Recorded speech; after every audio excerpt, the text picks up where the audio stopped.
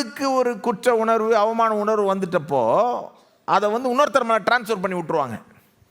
இது வந்து human coping மெக்கானிசம்னுவாங்க. அதாவது ஒருத்தருக்கு வந்து நிறைய ஒரு குற்ற உணர்வு, இந்த அவமான உணர்வுலாம் இருக்குதுன்னா அதை அவங்க ரொம்ப ஓவராக யோசித்தா அவங்களுக்கு தலைவலி ஆகிடும்ல.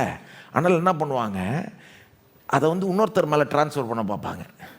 இந்த எப்போ பார்த்தாலும் மற்றவங்களை கிரிட்டிசைஸ் பண்ணுறவங்கள பாருங்கள். உதாரணத்துக்கு இன்னொருத்தருடைய ஒரு ஃபிசிக்கல் அப்பியரன்ஸ், அவங்களுடைய முகத்தோற்றத்தையோ அவங்களுடைய அழகையோ அதில் குறை கண்டுபிடிக்கிறவங்க.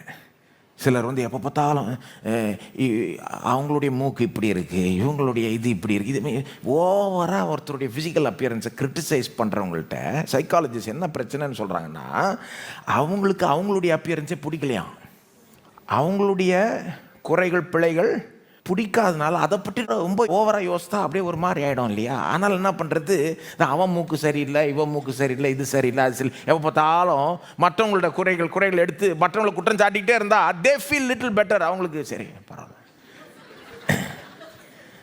அப்படிதான் நடக்குதுங்க. இன்னொரு உதாரணம் வந்து, உண்மை இல்லாத புருஷன் சில நேரம் மனைவியை ஓவராக சந்தேகப்படுவான்.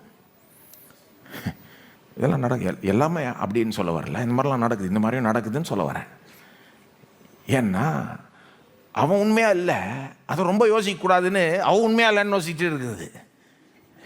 யோசிக்கிட்டே இருக்கிறது. Blame game. மனிதர்கள் இன்றைக்கும் இப்படி தான் இருக்கிறாங்க. தப்பை ஒத்துக்கிட்டு அது எப்படி சரி செய்யணும்னு பார்க்கறதுக்கு மேலே அவங்க என்னமோ தப்பே செய்யலை, மற்றவங்க மேலே தான் எல்லாம் குற்றமும் இருக்குது, தப்பும் இருக்குது, பிழையும் இருக்குது, குறையும் இருக்குது. மனுஷனுடைய அந்த நிலை எப்படி ஆயிடுச்சு பாருங்கள். எப்படி இருந்தால் எப்படி ஆகிட்டான், இன்னும் மோசமாக தான் போகுது அவனுடைய நிலை பாருங்கள். அப்படியே பார்த்துக்கிட்டே இருந்தீங்கன்னா பல விதமான சாப நிலைகள் சொல்லப்படுது. 15ஆம் வசனத்தில் எப்படி பெண்ணுக்கு ஒரு பிரசவ வேதனை உண்டாயிடுதுன்றதை பார்க்குறோம்.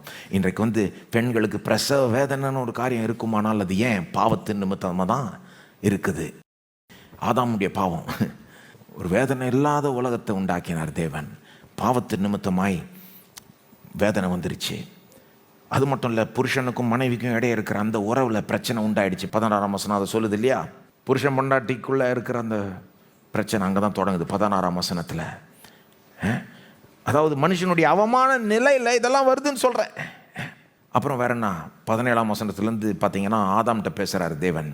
அந்த மனுஷன்கிட்ட பேசுகிறப்போ சொல்கிறாரு, அவனுக்கு எப்படிப்பட்ட ஒரு சாப நிலை உண்டாயிடுச்சுன்னு. வேலை இனி ஒரு இன்பமாக இருக்காது அப்படின்றாரு. வேலை இப்போ ஒரு துன்பமாயிடும். 17ஆம் வசனம் 18ஆம் வசனம்லாம் வாசித்தீங்கன்னா சொல்கிறார் இல்லையா, இந்த பூமி உன் நிமித்தமாய் சபிக்கப்பட்டிருக்கும்.